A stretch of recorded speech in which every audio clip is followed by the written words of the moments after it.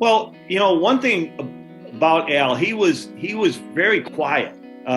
They all appreciated his work ethic and his skill level. I mean, we didn't have anybody in practice that could guard him.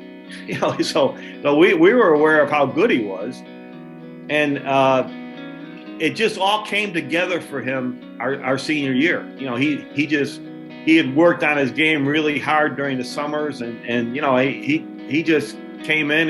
He was our best player from the first game on, and we really gelled as a team. And a lot of that was Al being added to the mix our senior year. I think he was really a player that could do a lot of things. He was multi-talented, and he fit in so well to our team our senior year.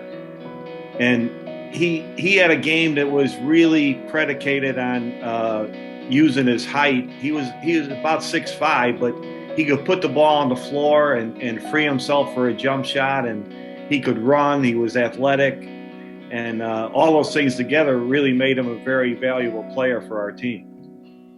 Al did everything well. He excelled in both scoring when you needed it, rebounding when you needed it, and playing defense. So he was an excellent all-around player for the Vikings, and obviously that's one of the reasons why he's being inducted into the Hall of Fame. Number one, Al was the type of a guy that you wanted on your team, without question. Teammates looked up to him because they knew Al would always come through for us. He was just a fantastic ball player, and he was again one of those guys that you always wanted on your team.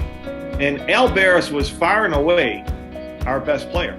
He was our best player. He made the Catholic League All-Star team. He was the second leading scorer in the league that year. There was no question that everybody knew that Al was our best player.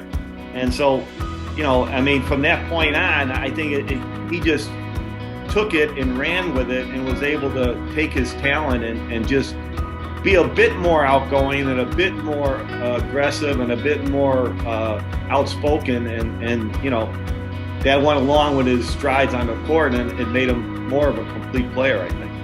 Al was what you would call a very quiet leader. He wasn't a rah-rah guy.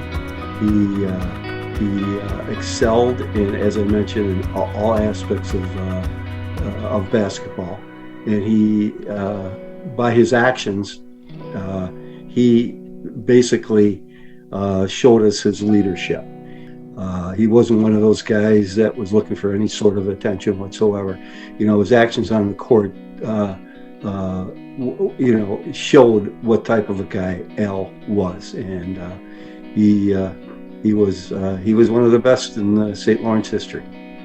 He was an everyday guy. I mean, you wouldn't know he was a basketball star. He didn't flaunt his ability or anything like that. And like I said, sometimes I thought he should have been a bit more.